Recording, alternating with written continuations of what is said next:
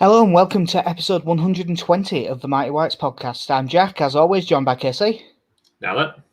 How's things, mate? All good? Yeah, pretty good, thanks. How about you? Yeah, really good. Other than shooting 108 playing golf earlier, It could have been worse. It could have been however many I shot, which I think was slightly more, but I haven't counted. Yeah, that was a bad day, but, it happens. It makes it easier when you support Leeds United, so you can just think about football and instantly be in a better mood. We'll get straight into it, because obviously we've one to go and one to preview quite quickly, so... Burnley 0, Leeds 4. That was a lot easier than I expected it to be, even though I actually did predict a 4-0 win. I didn't expect to be right. Yeah, you made such a precise call as well. But if Bailey Peacock Farrell's in goal, Leeds score 4, and they did. And outside of the first 10 minutes, we were dominant throughout. Yeah, I don't think we were necessarily 4 goals better than them, but I thought we were comfortably better. As I said, first 10 minutes, they pressed us quite well and we didn't really get out. But from then on, other than that one... he made a good save from Goodmanson as well, but that one really good save from Vidra at 1-0, that's the only really difficult save Meslier had to make. Yeah. The rest of it, even when they came forward, they never really looked a threat. Yeah, fairly comfortable afternoon for Meslier at the end of the day. It's one of those things where, obviously, it's kind of the joke that Burnley are something of a throwback with their 4-4-2 and their 2 big centre backs and everything. But we just played the way we do, and it worked really well. Yeah. I don't think there was a whole lot to it. No, I thought it was up there. I think it was probably the best we've played in a back three. Because we normally don't look that fluid and we don't attack that well when we're in the back three. But I suppose the way the game was means that they were having to push forward, and at that point it really suited us. Yeah, definitely helped getting the first half goal.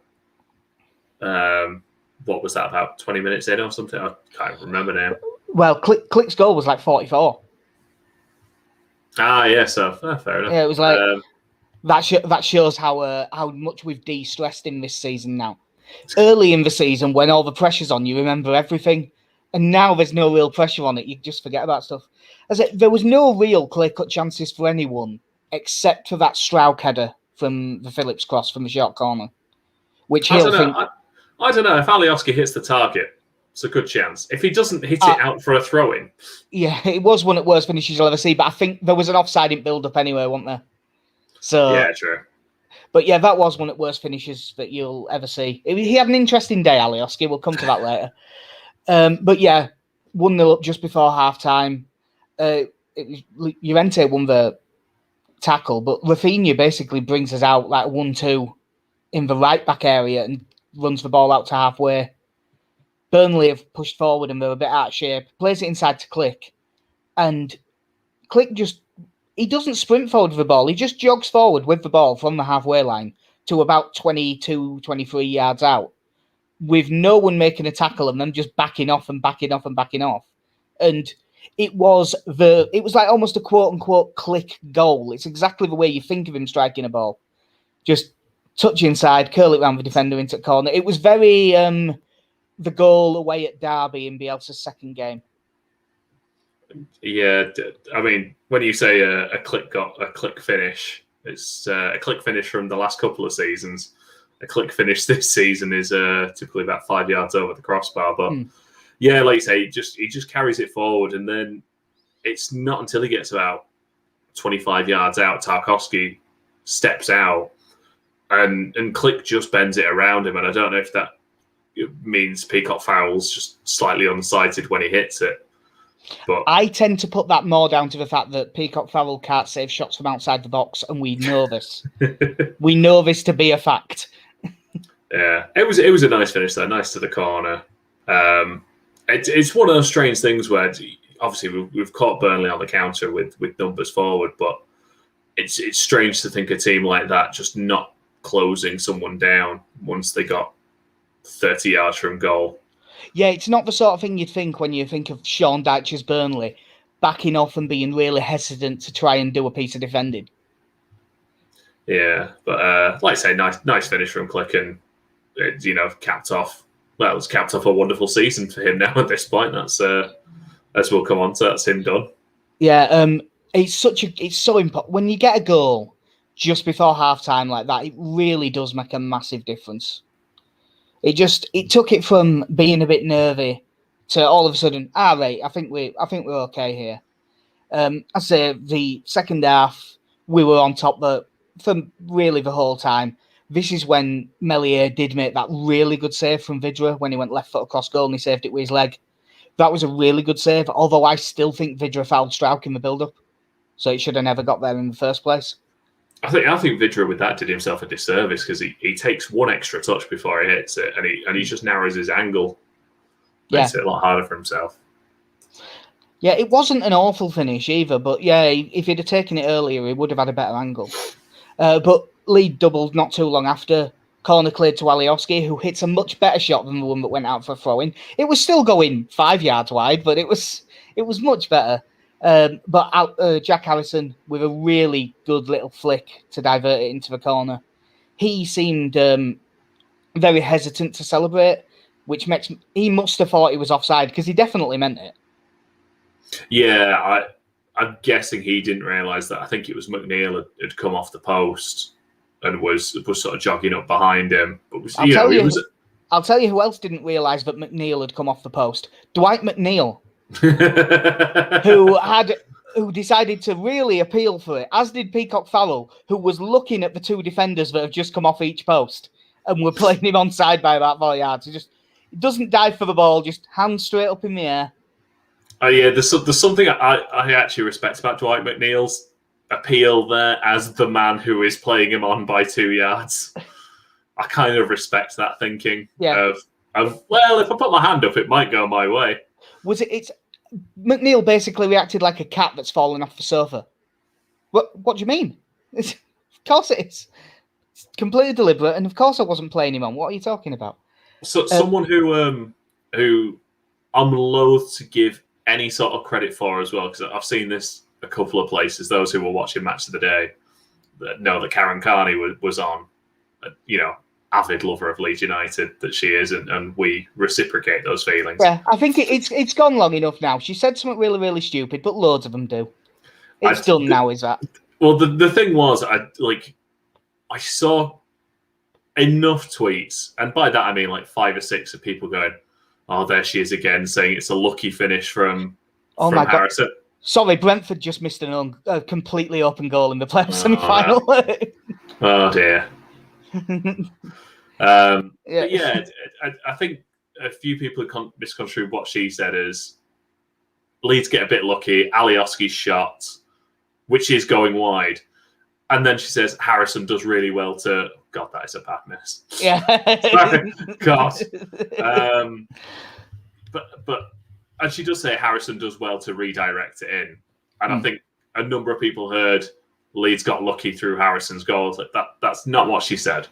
Yeah, it was a bit of confirmation bias going on. Yeah. Listen, I'm all for slacking off pundits when they say stupid things, but that was not one of them. That was a totally reasonable thing. That the poorly hit shot was well redirected. Yeah. If the first 2 goals were good goals and put us on top, goals 3 and 4 were like the party pieces that really, it sort of, as I say, it made us feel like we were 4 goals better, even if over the course of the game we maybe weren't. I mean, I think the XG was like 1.5 to 2.5 or something. So like we were better side, but 4-0 maybe was a bit flattering. But when you score 2 goals like this, you feel like you should have won about 8-0. The first one, obviously, Rodrigo at this point has come on for Bamford, who Bamford occupied defenders well. He made loads of runs, but he had a bit of a quiet game. Didn't really get into it. Harrison plays really well struck, like quite pacey ball into Rodrigo's feet. And Rodrigo's first touch to go between Ben Mee and James Tarkowski is absolutely perfect. just takes him away. It's not just that he goes past them both. He goes past them both and he's 3 yards clear of them in a second. And then Peacock Farrell comes out and he just chips it over him. I'll tell you what, it's almost like he's some like major international striker for a massive nation. Yeah, if people were ever in doubt about Rodrigo's confidence, having had a bit of a stop-start season for us this year, this finish should, and the next one as well, should leave people in no doubt that man is not short on confidence. Yeah, it was a brilliant goal, and I was really pleased to see it because obviously everyone knows that he's got all the talent in the world. It's just everyone's wondering, is he really going to fit with the way we play? And there's been a lot of things so far that suggest no. But these last couple of games, going back up front, it seems to be looking good. And go for the party piece was more Phillips's driven half-volleyed pass to Harrison, which was just ridiculous in the build-up. He hit it so well and so clean. The ball never seemed to get above about 5 feet off the ground, but it stayed at the exact same height for about 60 yards. It was hit so well. Harrison takes a touch, comes inside, good through ball with his right foot. Rodrigo runs onto it, goes round Peacock Farrell, tucks it in. Very much party time. Yeah, with Phillips's pass as well, it's the speed in which he sets himself up to play that pass. There was no dallying around on the ball. He knew where he wanted to put it, and he put it exactly there. Yeah. Ali's messaging saying that ball was a thing of beauty. It absolutely was. That's one of them where you don't often get to react to a pass. I'd have loved to have been fans because it had got a, oh. I think from a number of people who got, oh, God. Oh, it's so good. Yeah. Look at that man. Look at him. Now put him in the England team. Yeah. We don't need to say squad anymore because unless there's an injury, that's already nailed on. Yeah. Yeah, lovely. And again, Rodrigo, just the confidence to dribble around Peacock Farrell, who... Can we apportion any blame to him for any of these goals? Was he poor with them? I mean, I'd like to apportion some blame to Peacock Farrell for the first one, just because, again, another one where called it, and it wasn't just me. Everyone, as soon as he was confirmed as playing, was saying, "Right, shoot from outside the box. Just do it because we'll score." So I'm just, even though I don't really think that was his fault, I'm going to find a way to blame him.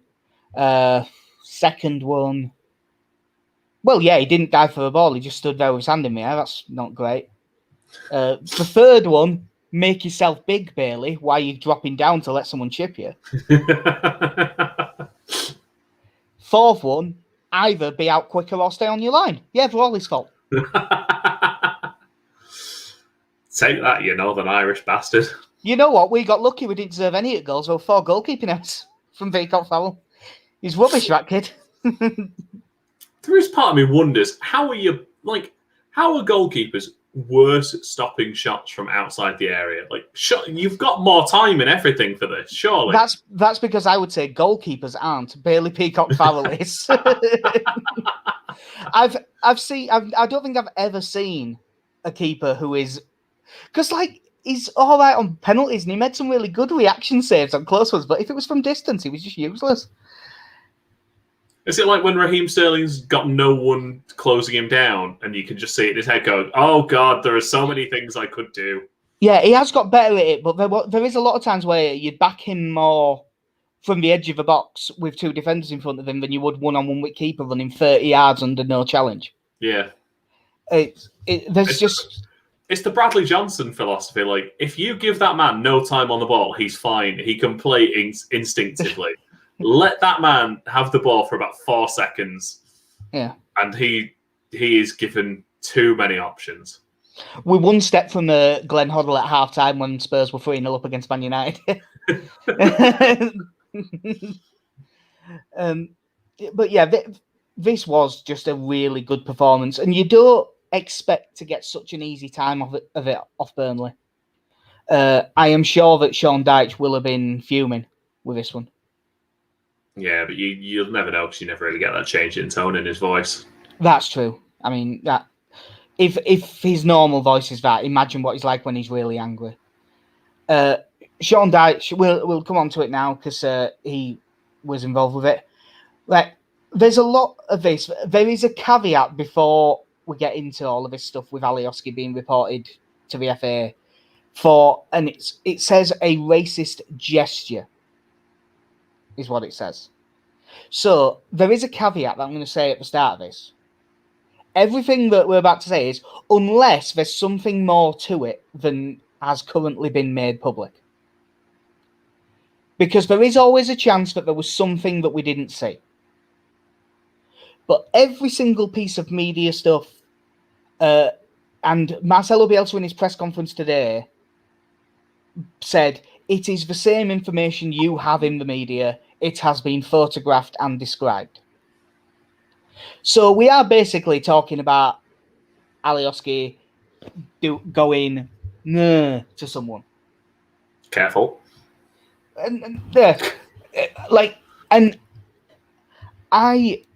It's been reported. Sean Dyche said that he acted as a witness to the report, but he didn't act as a witness to the incident.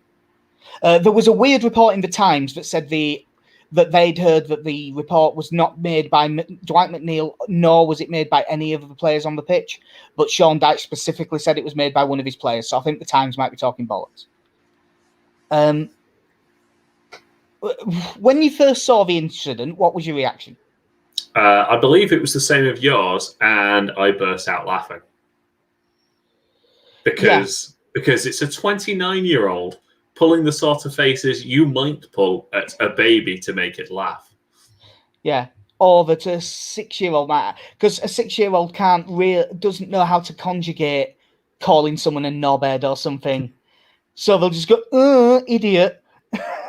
I'm going to say some of the schools I've worked in, your beliefs are wrong, Jack. There are many 6-year-olds who know how to articulate those feelings. Yeah, but it was just a weird one. Like, for instance, Paddy Power's Twitter account tweeted out the picture and said, a 29-year-old man doing this might be the best moment of the season. And I saw them actually, someone quote tweeted that tweet underneath one of the stories about it being a racist gesture. And this is on Paddy Power's official account, so they're having to be, I know that they're not the most PR savvy for things like this, but going, wow, I don't really see how this is being suggested. Yeah, I think between, like you say, the stuff that's been put on social media by either media outlets, betting companies, sports accounts, that sort of thing, the reactions of commentators, both during the game and during match of the day, there were no reactions there that would indicate that there was any level of certainly racial abuse in there, let alone anything else. It just seemed to be the inkling of a 29-year-old man-child who has been known to do some strange things in his time here. And the fact he also repeated the gesture to Ian Wone. Yeah. So, because that was after, I can only assume, I don't know the exact time frame of when he did that to the bench, because I only saw that after. Was that after he got spoke to by the ref with Ayling? Again, I couldn't say. I haven't seen. I've just seen an isolated clip of him doing it towards Ian Wone as well. But yeah, because that's all I've seen. But I'm wondering, because I'm assuming that was him going, why have I been reported for going like that? So it's a really odd one, this, because I want to say something first, because I have seen the problem. Obviously, this is the way Twitter is, and you do hear it. I've seen people going, oh God, Dwight McNeil, and we don't actually know that it was Dwight McNeil that reported this. We know a Burnley player. We know a Burnley player did. But for argument's sake, let's say it was Dwight McNeil that reported it. I've seen a lot of people going, oh, they should ban McNeil for falsely accusing someone. No, he hasn't falsely accused someone. Now, I think that he has probably got... If you're asking what my opinion is based on the footage I have seen, stuff like that, I think Alioski has pulled a really weird childish face because he's a really weird child. And I think that someone, it will, for argument's sake, say it's Dwight McNeil, has sort of seen it, but basically seen something slightly different to what he has actually done. Or, and if he has reported that, because that's what he's seen, he is absolutely right to report it. If he reports it and then they look at the video and go, now, look, he hasn't actually done that. It's like, can you remember, it was Alioski again last season. He waved to that bloke in the crowd. In the stand, because I'm not sure there were any fans there at that point. But the picture of it was snapped. He had his arm up in basically a Nazi salute because of the timing of the picture. And that went all around social media. Oh, look, and he was like, no, he's just waving at that guy. It's just the picture. So if someone saw it at the wrong time, it'd look really bad. And it could be that. Because the term I keep hearing is a monkey face. Now, that I have seen that gesture from kids. I've seen that gesture from people. I have never once seen that gesture performed to be racist to somebody. I have seen, unfortunately, because people are assholes, I have seen people do a quote-unquote monkey face to black people. And that's not what they do. It's wrong that they do it, but they tend to puff out their cheeks and, push their ears out. Which doesn't make any sense, really, either, because as I've heard certain comedians say, monkeys look more like white people, which is true, because they have thin lips. It's just a fact.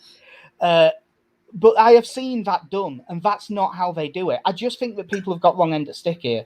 But I don't think that whoever's made the report should be getting in any trouble for it. I don't think there should be any of that. What it probably needs is, what this really needs, if it is Dwight McNeil that made the report, what it probably needs is someone to give Gianni Alioski Dwight McNeil's number so he can just give him a ring. Yeah. Just let him talk about it for 10 minutes.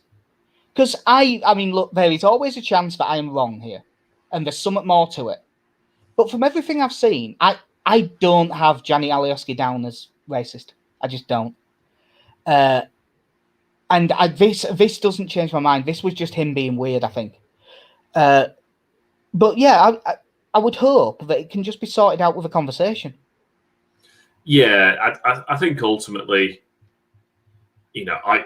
without wanting to suggest either way, because again, I don't want to take away from players' power to bring up the issue of racism during games, because this idea of players bringing it up, and this was leveled at Jonathan Lecco last time. If you accuse someone of being racism, ultimately that is not going to affect that game that they are playing in. Because if the referee doesn't hear it, they can't send them off. So, in that instance, there's no advantage for Jonathan Lecco and Charlton to gain by reporting what Kiko Casilla said. Because ultimately that is something that has to be dealt with off the field. So again, I don't want to ever discourage players from reporting what they believe to be racist incidents. And in this case, like you said, I'm hoping it's a misunderstanding. That Dwight McNeil has seen something that he's just partially seen something. We don't know what was said. And there was a bit of needle going on through this game. Obviously, this kind of all resulted from a tackle that McNeil put on barely a challenge. It was a dive from Alioski. And when Alioski was laid on the floor, acting like he was hurt, which he wasn't, McNeil bent down and by the looks of it shouted something in his ear. There is a couple of videos going around, and one of them, it really does make it look like he spat on him.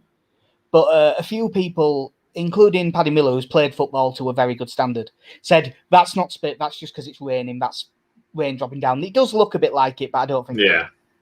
And I think that's probably right. I don't think he did spit at him. Also, because it missed, it landed to the right, and I don't think a professional athlete misses from there. Somehow. Say that to Mbeumo from earlier, but So I don't, as I say, I would rather have someone able to say something, even if I've got wrong end at stick, just so long as afterwards it's sorted. Like, another thing that I really don't want to happen with this is, how long did it take after, because the game against Charlton was in the September, I think, because I was in Tenerife, and he got banned in like what, March? I think it was. It might have been a touch earlier than that, but Because wasn't. wasn't the first game the Hull away game where we won 4-0? Or was it earlier than that? I'm sure I can't remember now. You know, it was like the second to last game without fans, I think. But it took basically, but even if it was slightly earlier, it took months and months. Unless there is something that we're not aware of that isn't in the public domain yet, this, regardless of what the verdict is, this shouldn't take long. No, like you say, the ideal scenario would be, once they've kind of collected the statements, would be most likely to have them sat in a room at the FA and talk out what happened. Yeah. But again, this is all with us maybe not knowing everything, not knowing what words have been traded between them. But, yeah, because it could be nothing, but the one thing that is clearly on video is, after it happened, Alioski saying to the ref, "Did you hear what he said to me?" Yeah. And he said it like 3 times. Now, whether that was "get up, you diving little prick," which, you know, is perfectly reasonable to say to someone on a football pitch, we'll see. But I just don't want this to drag on and really keep going through like this. If this is for the weird face that he pulled on the pitch, it was caught on video, everyone saw it. So you shouldn't be taking so long to piece together the evidence. You have the evidence, it's there. Yeah. So it should just be dealt with. And hopefully, I mean, not just from a Leeds point of view, but because I like Gianni Alioski and I really don't think that he would do that. So I'm hoping it just comes down to, oh, I saw something. I thought I saw him do this. It wasn't actually that. I just thought it was when I saw it wrong or whatever it is. No worries, we've spoke, everything's fine. That's what I'm hoping comes out of this. Yeah. But we'll have to see when it comes to it. Obviously, we can't ignore it, but, you know, and this isn't just, oh, he's a Leeds player, so I want to defend him, because, I mean, we did say that, you know, we'll see what happens with Kiko, and we waited until the report came out, and then the report came out, and then we said, okay, fuck Kiko Casilla then. Most of us said fuck Kiko Casilla. Yeah. But we'll see what happens with this, but hopefully it's all sorted quite soon. I don't know if you've seen them yet, because we haven't been up that long. Have you seen that all the Player of the Year stuff is up to vote on? I haven't seen it yet, no. Okay, well, in that case, I won't even give you the shortlists in case you pick something that isn't on the shortlist, and that would be funny. I only think that's possible for one of these 3 categories, though. Okay. So first up, we have the Leeds United Player of the Year. I believe it's the Leeds United Stuart Dallas of the year, and it's Stuart Dallas. I agree, it's Stuart Dallas. That's who I voted for. The shortlist. I would say that one of these kind of feels like he's lucky to be on it, but in fairness, since he's been playing, he has been that good. So the list is Diego Llorente, who, if he'd played like this and been fit all season, would be in with a decent shout. Yeah. Patrick Bamford, Luke Ayling, Calvin Phillips, Ian Meslier, Stuart Dallas, Luke Ayling, and Rafinha. Did you say Luke Ayling twice? I did. You know why? Because I've put him on the list twice. That's how good Luke's been. I could have sworn that I copied that off the website, but I must have copied it wrong.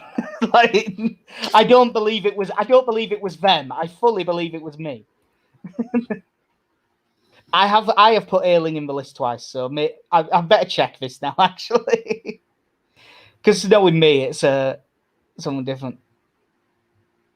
Yeah, that's why I've written Ayling twice when Ayling was next to Harrison. Jack Harrison is the other Ayling.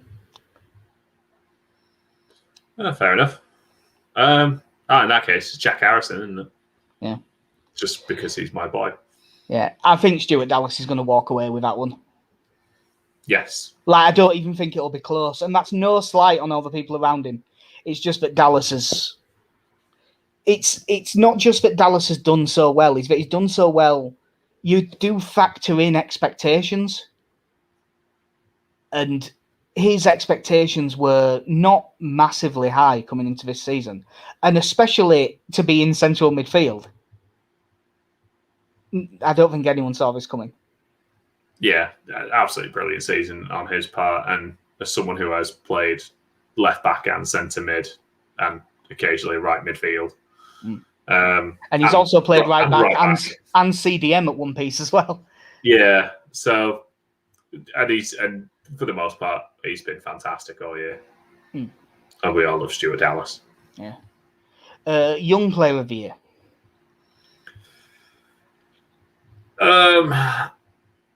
I'm guessing it's essentially between two, and it's Strike and Meslier. And I would have Meslier win. That's who I went for as well in my vote. This is no slight on him, but this list is very much one of these things is not like the others. Has Robbie Gotts made the list? It's Meslier, Strauch, and Poveda. Yeah.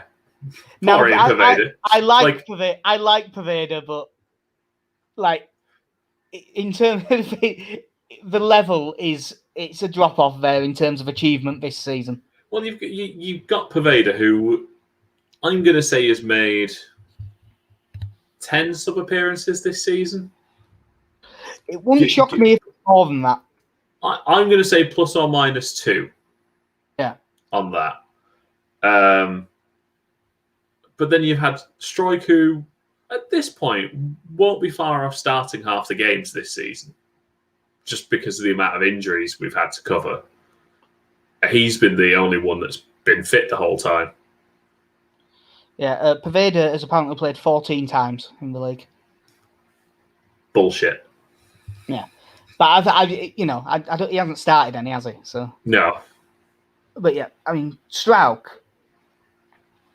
Look, I've liked Strauch for a while, but I did not see this coming, like this level of performance all season. No, absolutely not, and I don't think any of us were expecting him to have played as much this season. And again, as I just said, you've had Koch wasn't fully fit at the start of the season, and Cooper was injured, and Llorente was injured. Then Koch went out for a little bit, so he came in. Then he came back. Llorente played 5 minutes. Then he was out. Strike has been the only one who's pretty much been fit the whole time. So it's just slotted in time and again, and has looked good playing with all three of them. Yeah, and obviously we haven't got to see it much, but he played in a back three against Burnley and looked really good in that role as well. I genuinely think that next season Strauch's first choice. Yeah, there's definitely a discussion to be had. Yeah, I really like Liam Cooper, and I think he's done really well, and he has got better and better because, I mean, it was before Bielsa came in, I said, is Liam Cooper good enough to start every single week in a team that wins promotion? I don't think he is, and I was wrong. Absolutely, straight up, I was wrong. And he has improved since then, and this season he's been really good in Premier League. But I think Strauch's as good as Cooper already, and he's a lot younger and he has more potential, so I think I would probably finish the season. If Cooper gets back fully fit, I might well play Cooper again. But I think first game of next season, I think Strauch's first choice left centre-back. As for Meslier, who we both think's winning it, he's the outstanding young goalkeeper in Europe now that Donnarumma's grown up a bit. What's Donnarumma, 24? Some 23, 24, yeah. Yeah. There's not a right lot you can say about Meslier at this point. Like, he was a 19-year-old goalkeeper that, for us, had played a handful of games in the Championship and an FA Cup game against Arsenal, and then has just moved up to the Premier League and has dealt with it really well. You know, there's been a couple of mistakes in there, but there's not really been much that's cost us games. Nah, I mean, he had the really bad day at the Emirates. Yeah. But you know, it's going to happen. All goalkeepers have crap games. The difference with him compared to some of the other keepers we've had is he's had a couple of mistakes and one like really poor game. But he has had so many good ones. Like, he's kept what is it, like 11 or 12 clean sheets this season? And it's not like the Vidal clean sheets were, where he just had nothing to do. He's made big saves at big moments. Like, you think back to like that one at Bramall Lane. You know, when it was 0-0 because we won that late on. Yeah. I mean, that's one of the best saves that you'll see this season anywhere. He's been absolutely outstanding. Ali sent us a message saying that Meslier makes goalkeeping look easy, and he does. He really, for the most part, and he doesn't seem to give a fuck. Like, I mean, when you're that tall with that deep a voice, yeah, true. Do what you want. I'd kill for that voice. And I don't mean so I could have it. I mean he could talk me into killing someone. He's been fantastic, and again, he's just going to get better. Yeah, like if you offered me it right now, you know, I'm offering you a deal. He's number one in 12 years still. Yep. Yeah, absolutely. I'll snap your hand off right now because I think he will be one of the better goalkeepers in the world if he carries on at this rate. Can't get in the French under-21 team because one of the other outstanding goalkeepers is Alban Lafont. Can't wait for, in 12 years' time, he's in goal. James Milner's played right back for us. It'd be brilliant. Yeah. And the third and final category that's up for public vote, this is the one where there is a chance you could pick one that isn't on the list because there's a couple of good ones not on the list. Goal of the season. Ooh.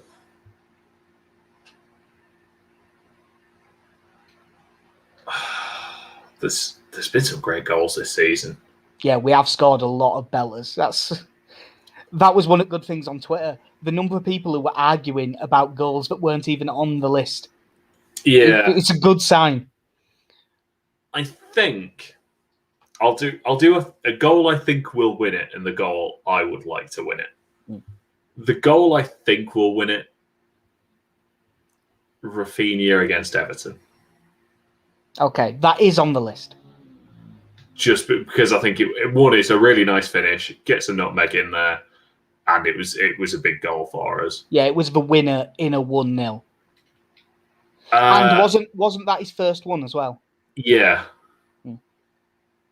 The one I'm going to go for, and there is a lot of bias in this, Jack Harrison against Newcastle at the end at Ellen Road. That one is also on the list. When he just decides, bollocks to this, I'm not running any further, and smashes it in from 45 yards, I think it was. Yeah, in your head, it was from the halfway line, wasn't it? Yeah, basically. But like Calvin Phillips' pass, though, I think it only ever went about 7 or 8 yards high. It just rocketed in. Was from the halfway line and was rising as it hit the net. Exactly. Yeah. I ended up... I voted in the end because I love the goal and there was something about it that there was something extra to it and I don't even know what it was. I went for Bamford's third against Villa. With all the footwork when he... Yeah, I love that goal. But I have to admit, I think my goal of the season isn't nominated. Because mine is, the Rodrigo sliding header against Newcastle? Yes. Where it gets played wide and Jack Harrison takes one at best first touches you'll ever see. and then volleys in the perfect cross and the head of it. And I think that was an unbelievable goal, and it wasn't even nominated. The other really good one that wasn't nominated that should have been Rafinha against West Brom. Yeah. Because that's not just a curler into the top corner from outside the box. It's also really good build-up play before it. I would like to nominate as one goal the 3 goals we scored against Spurs last week. Because that's just the same goal. Yeah. And obviously, they didn't prepare the list ages ago because Rodrigo's first against Burnley is on it. Yeah. Yeah, which is fair. I mean, it was a great goal. This one's going to be a bit longer by the looks of it. Southampton away tomorrow, 6 p.m. 6 p.m. on a weekday. I don't like that. That's weird. No, not happy about that. But yeah, I don't like that at all. So this will be. Is this the second game this season we'll have played in front of a crowd? There was obviously Chelsea. Yeah. And then I'm guessing this is the second one. So these are the games that got moved to allow fans in. So this will be the fans in at St Mary's. Yeah. Those Southampton fans that it's a good job. It's a good job they're safe so they can kind of just enjoy the day because they've been god-awful. Yeah, I mean, they were top of the league in like October or something, weren't they? And then just dropped like a stone.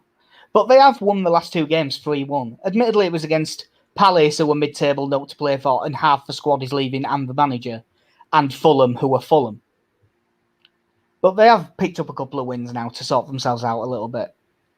You briefly mentioned it earlier, but Leeds will be without Robin Koch and Matthias Klick, who are done for the season just because they could do with it. Yeah, which is fair. Robin Koch, obviously, he played the first 8 or 9 games of the season with an injury, then could play no more. And if he's going to be going after the Euros, there's no sense us playing him in these last 2 games. No, well, obviously, he was out of the last game with a knock. I think they said his hip, and that scares me, a knock to the hip because of Forshaw. I just think, oh, God, that could be him forever. But, yeah, they've rested him. Klick's already been named in, like, the pre-Euros squad for Poland. And Klick has basically played constantly for 3 years or something at this point. So if he needs a little bit of a rest before Euros, that's fair enough. Not everyone agreed with me, but it made me think that even though there's going to be fans there, I wonder if Phillips might only be on bench for the last game. For the same reasons. Yeah. Not for this one. I think he'll play this one. Scotland are in the Euros, aren't they? Yeah. So, well, again, there's arguments for...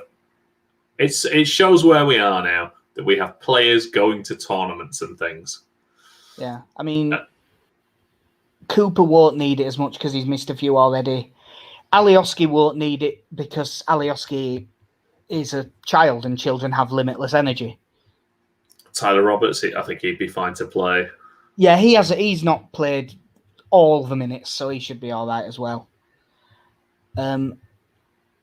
It's weird these games because there is nothing on the line really. It's just how high up we finish. One win guaranteed a top 10 place. Nice. we now level on games with everyone. We're 2 points behind Arsenal and 3 points behind Everton. It'd be nice to sneak one of them, sneak 9th or 8th. But God, it'd be fun. I'm not even saying I'd love it. It'd be funny if we finished above Arsenal. Yeah. It doesn't matter to me that much, but when it's because there is like 2.5-3 million a position, isn't there? Yeah. So it is worth going for, but I still think we'll rest a few at the end. Like on the last game, I would hope Hernandez plays and Berardi and everyone. Southampton, well, I mean, Hasenhüttl is quite tactically does the same thing over and over again mostly. 4-2-2-2 with like narrow number 10s instead of out-and-out wingers. They will drift wide, but they go for it. Although, because it had been going so bad the last few games, they have been dropping into a back three with wing-backs. So if they do that with still 2 up top, that'll mean we've got 2 up front and 3 at the back. So we might end up in that weird 3-5-2 that I only really remember us playing against Sheffield United away. I don't really remember us playing it at any other time, to be honest. No. We're Yeah, sort it's of just, it's quite nice because at this point, we don't need to bother going through Southampton's team. Danny Ings is good. I'm glad we've covered that. James Ward-Prowse. James Ward-Prowse is really good, and his set piece are brilliant. Che Adams is a good player, and because we were linked so heavily with him, that gives narrative for us to go after. I really like Stuart Armstrong. I think he's a good player. I'm saying now that's the name of a manager, not a player. Yeah, it's too old school. Yeah, so I'm with you actually. I don't really care about their team that much. I like Hasenhüttl, but there's only so much credit I can keep giving him when they keep falling away like this and losing 9-0 once a season and things like that. Yeah, it's bad. Yeah. So basically, I suppose the thing for us is, who replaces Click? I'd like it to be Jamie Shackleton. It will be Tyler Roberts. Is there obviously these really good performances where he scored, 3 goals in about 45 minutes of football, have been playing up front. But is there an argument in his form for Rodrigo? Yeah, I think so. I think he should start one of these last two up front.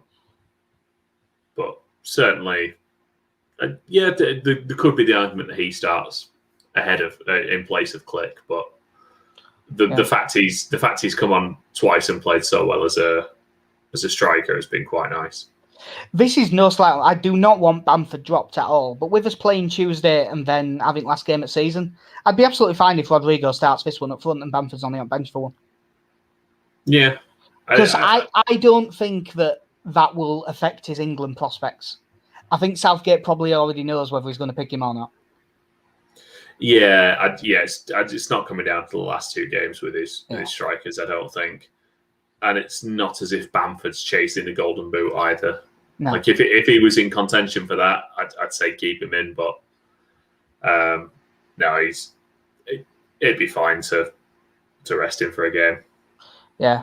So, can you see any other changes? Because it's likely to still be a back three because Southampton pretty much always play two up top. I don't think we'll make that many changes. I could see us making more changes for the last game of the season. Yeah, where I think like Liam Cooper might come back in, and I think like Jamie Shackleton might have a place in that one. But no, obviously, like you say, Cox out for the season, but he's not played. I didn't play against Burnley anyway, so there's no change there. So let's just put it like a Preeling goal. Just for a laugh. Yeah, why not? Yeah, to be honest, I mean, if he plays, then add him to the list of Young Player of the Year as well. Yeah, it'll make Ian Pervada feel better. Honestly, I'm guessing that Gelhart's still injured because I really did want him to get some minutes. I'd like, whether it's this game or last game, Greenwood, Somerville, I'd like them to get some as well, but we'll see. So there's not really much else to add. It's weird because these games don't matter. There's no real point getting into tactical nuances and stuff. What do you reckon? Prediction? I think we got these, to be honest. I'm gonna say go back to the 3-1 win. Well, when it goes well, I stick with predictions. So that means, weirdly, I have to stick with Leeds win 2-0, unless for some reason Bailey Peacock-Farrell's in goal for Southampton, and then it's 4-0. Yeah, it sounds really weird if you're like, well, it'll be 2-0, but if Alex McCarthy comes back in, who I quite like Alex McCarthy for his cameo at Leeds, because he looked like the best goalkeeper in the world, following on from Paul Rohobke. Yeah. So we all loved him for 5 games he played. 5 or 6, weren't many. Yeah, God, he was great. And then didn't he get sent off when he came back with Reading? Yeah. Yeah. Leads that. Yeah.